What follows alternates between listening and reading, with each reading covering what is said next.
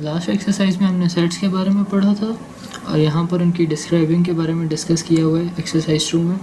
तो इसकी 3 तरह से हम इसको डिस्क्राइब कर सकते हैं। पहली है डिस्क्रिप्टिव फॉर्म और दूसरी है हमारे पास टेबुलर फॉर्म और तीसरी है हमारे पास set builder form.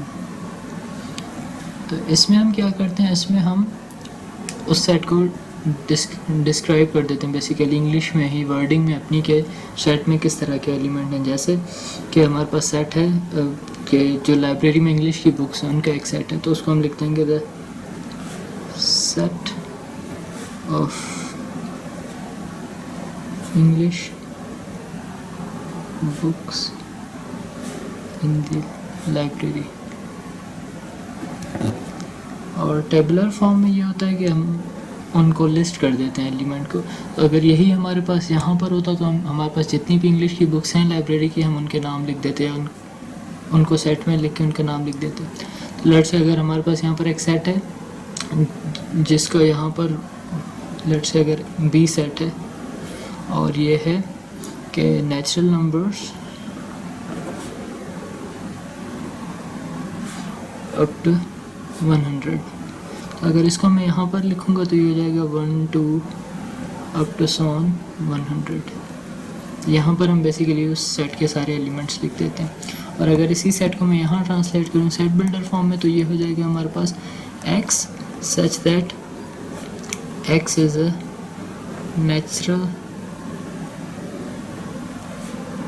Number less और इक्वल टू 100। इसमें क्या कर देते हैं, इसमें हम क्राइटेरिया लिख देते हैं कि जो जो नंबर इस क्राइटेरिया को सेटिस्फाई करेंगे वो इस सेट में आ जाएंगे।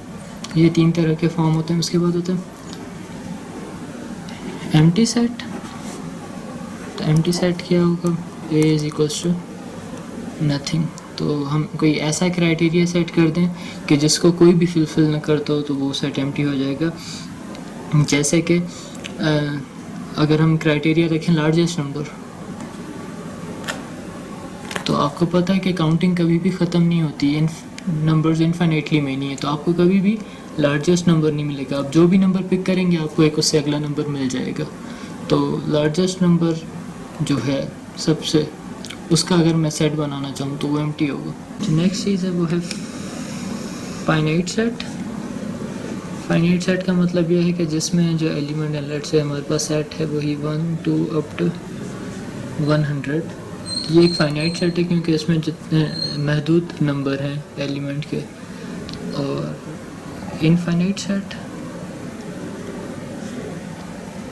अगर मैं ए सेट बनाऊं जिसमें 1 2 3 अप टू 100 मतलब सेट ऑफ नेचुरल नंबर्स, तो आप देख सकते हैं कि इसमें इनफाइनाइटली मैनी एलिमेंट है। ये एक एग्जांपल है इनफाइनाइट सेट की। तो एक्सरसाइज करते हैं हम। क्वेश्चन नंबर 1 है write the following set into the descriptive form.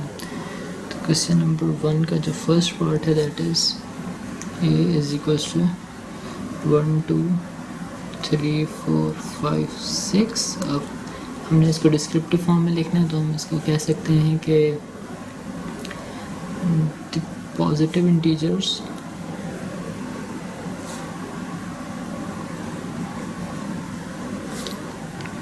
Less than 7, क्योंकि ये 7 से एग्जैक्टली छोटे। पॉजिटिव इंटीजर की बजाय हम इसको 10 यहाँ सेट आएगा, सेट ऑफ पॉजिटिव इंटीजर्स की बजाय हम इनको नेचुरल नंबर्स भी कह सकते थे, क्योंकि जो पॉजिटिव इंटीजर्स होते हैं वो नेचुरल नंबर्स भी होते हैं। तो इसका हम एक और सवाल करते हैं that is e is equals to 2 4 6 up to 100। तो हमें पता है ये सारे इवन नंबर्स हैं, तो ये है the set of even numbers. Question number 2 देखते हैं write the following set into the tabular form. तो इसका जो फर्स्ट पार्ट है that is a is equals to, हम यहाँ से ही देख लेते हैं, the set of names of 3 boys whose names start with letter B। तो P से 3 नाम लिखने हैं, लेट्स से बिलाल, बाबर और बहराम, ये 3 नाम हो गए, तो ये हमारा हो गया। एक और सवाल कर लेते हैं। The set of years greater than 2006 and less than 2009, तो 2006 से बड़े 2007 हो जाएंगे, हो जाएगा 2008 हो जाएगा, और लेस देन 2009 तो 2009 इंक्लूड नहीं होगा, और ये बस तो ही आएंगे। क्वेश्चन नंबर 3 है हमारे पास, write the following set into the set builder form. जो फर्स्ट है that is set of natural numbers,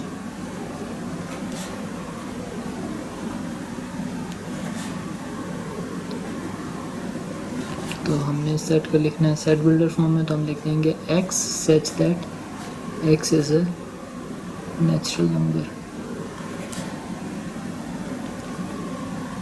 तो हमने देखा था कि सेट बिल्डर में हम यहाँ क्राइटेरिया मेंशन कर देते थे जो बताता था कि इस सेट में कौन सा एलिमेंट आएंगे, तो यहाँ क्राइटेरिया नेचुरल नंबर होना है, तो हमने वो मेंशन कर दिया।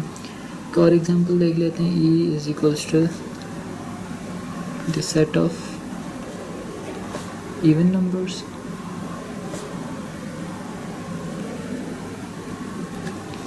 इसको हम लिखेंगे x such that x is an even number।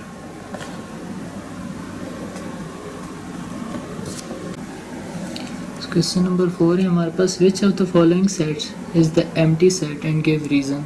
तो जो हमारे पास इसका फर्स्ट पार्ट है वो है the set of whole numbers less than 1। अगर आपको पता हो कि होल नंबर्स का जो सेट होता है वो होता है 0 1 2 3 up to so on infinity.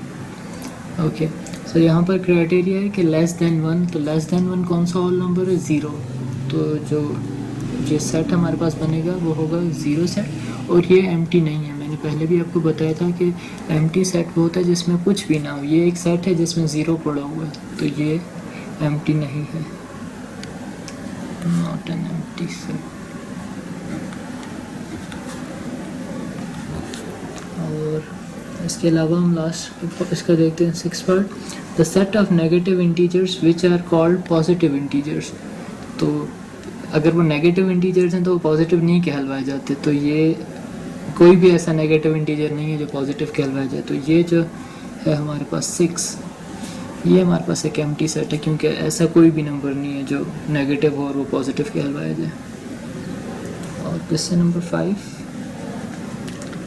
Separate the finite and infinite set from the following.